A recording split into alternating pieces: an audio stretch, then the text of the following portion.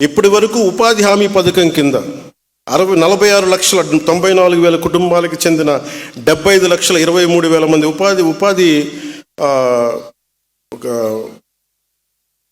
ఇక్కడ కూలీ అని రాశారు. నాకు ఈ పదం కొంచెం ఇబ్బందిగా ఉంది.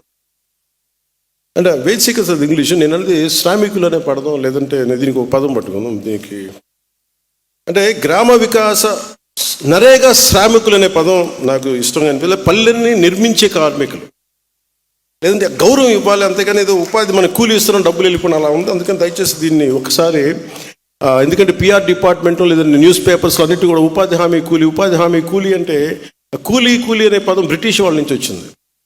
మనల్ని భారతీయుల్ని చైనీస్ని బయట తోటలు పనిచేయడానికి అది చాలా డిరగేటరీ టర్మ్.